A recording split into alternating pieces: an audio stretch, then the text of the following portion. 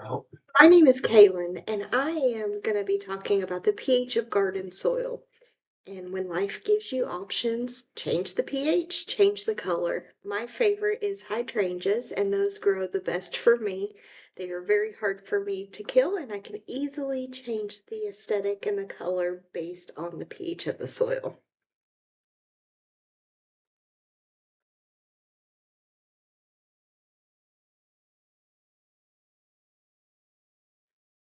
What is pH? Acidic pH is less than 7, alkaline is greater than 7, and neutrals would be right in the middle, which is equal to 7. And all of our plants require different levels of pH in the soil. Anthocyanins, are pH sensitive molecules that are altered based on chemical reactions. And hydrangeas are beautiful examples of anthocyanins as they are able to adjust their color based on the pH of the soil. For most hydrangeas, there are some that do not change, but these are specifically related to the ones that do. Just about the substances used, it's about what's in the ingredients. When you cook, it matters what goes into the pot. Same with gardens. Coffee grounds contain essential nutrients such as nitrogen, phosphorus, potassium, magnesium, and calcium, which are gradually released as the grounds decompose, acting as a slow release fertilizer for plants. Types of household ingredients that can be used to change the soil pH.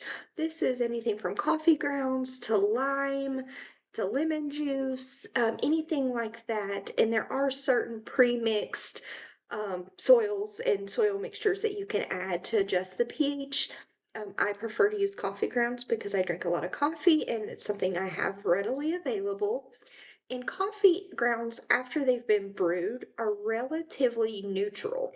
So that means that they are kind of like around a pH of 7. So if I don't focus the coffee grounds into one specific spot, but I kind of spread it around, make it uneven purposefully, I get a variety of colors on the same bush. So kind of like the image that you're looking at here on this slide, you have different colors all from the same plant.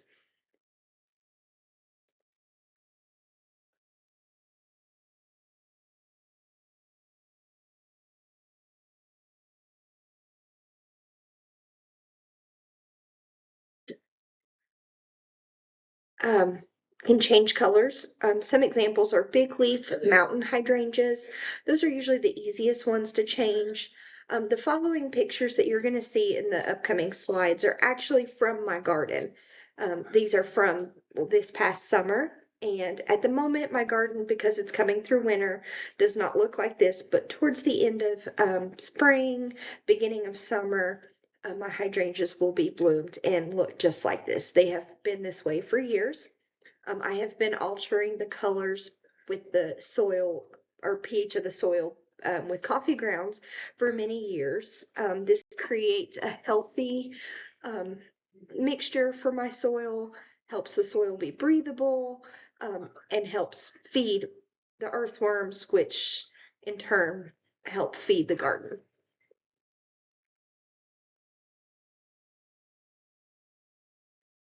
Hydrangeas thrive in soil with a pH of 5 to 5.5 for blue blooms and 6.5 to 7 for pink purple blooms.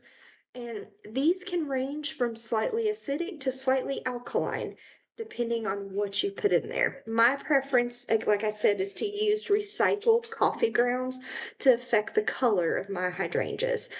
For a couple reasons. One, it's readily available. Two, it's easy to manipulate and where I want it to be. If I want one side of the garden to match some other plants that might be one color versus the other side of the garden that I might want to be more neutral, or more of a white, softer pastel. And I can make one plant or a multicolored, excuse me. So by altering different sides of the soil with pH.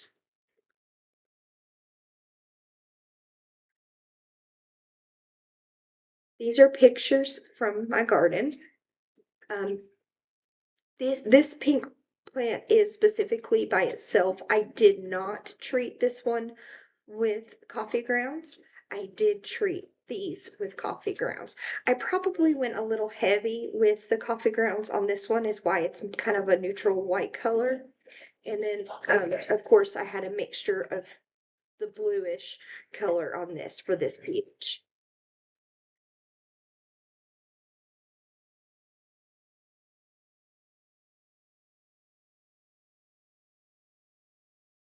Same hydrangea plant with coffee grounds to one side. Can you guess which side had more coffee grounds?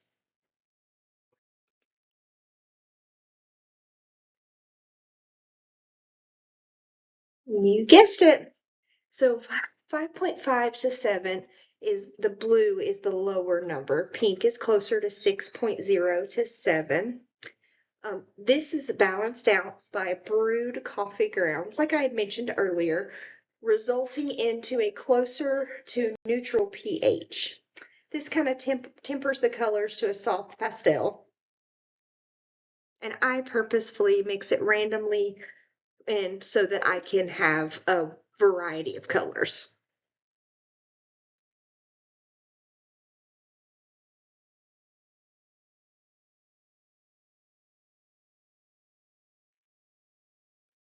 Chemical balance, strategy, time frames. Lime or wood ash would raise the pH, would cause it to be more of a pink color. Macrophilic hydrangeas can be altered based on their pH, and those were some of the examples I provided earlier in the slides. Please note that this process does not happen overnight. Just because I put it in the garden today doesn't mean tomorrow the plants are going to be pink or blue or purple. This does take several growing cycles. Typically, I usually see it like a few months, like a month later.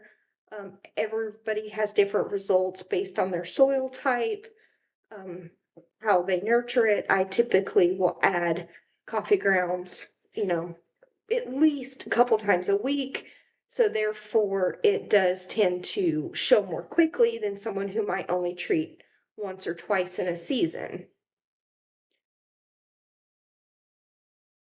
So this was, basically my perspective on how I use chemistry to affect my garden. And prior to this class, I did not even realize how much chemistry goes into the soil pH.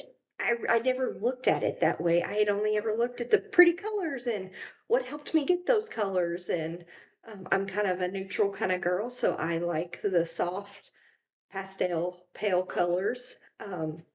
And so something easy I was able to come up with by doing some research was coffee grounds. So that's how I stumbled upon it. And then it was really cool this semester to be able to really dive into anthracyanins and how that they affect this. And it's something I use every day. And then what's really cool is those coffee grounds actually feed the earthworms, which the earthworms create waste and excrement that actually helps to feed the soil, feed the plants. So it's kind of this full cycle, like the earthworms eat the coffee grounds, their waste feeds the plants, and it's just this big cycle.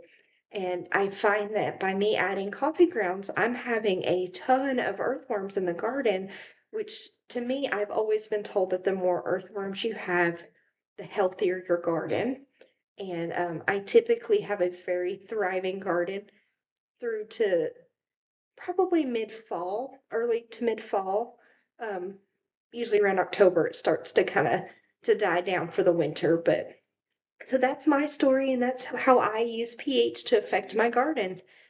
Thank you so much for your time.